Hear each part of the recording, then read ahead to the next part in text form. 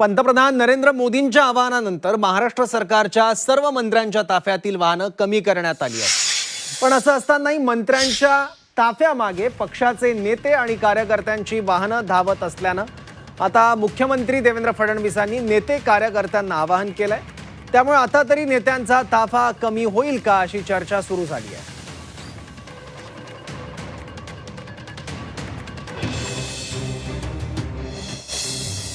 ताफ्यामागे car घेऊन येऊ नका,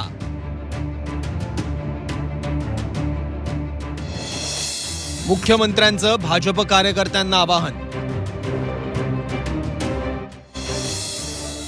विखे पाटलांचं मात्र लांब लचक ताफ्यासह शक्ती प्रदर्शन।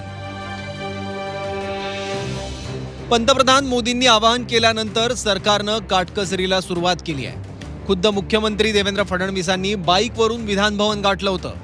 एवढंच नाही तर सरकारी विमान न घेता प्रवासी विमानानं बंगळुरू दौरा केला।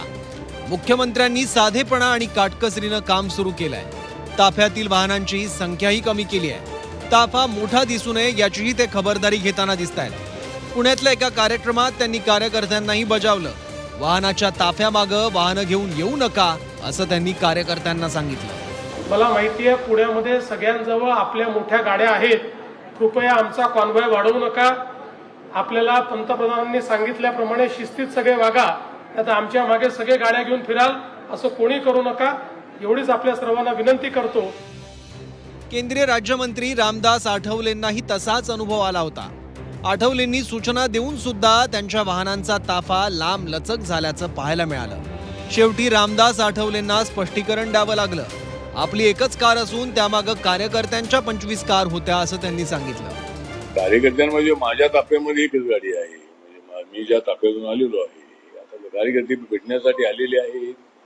त्यामुळं आता त्यांना इथं काय कामासाठी ते माझ्याकडे आलेले आहेत, काय प्रश्न घेऊन माझ्याकडे आलेले आहेत, मेळाव्यासाठी आलेले आहेत।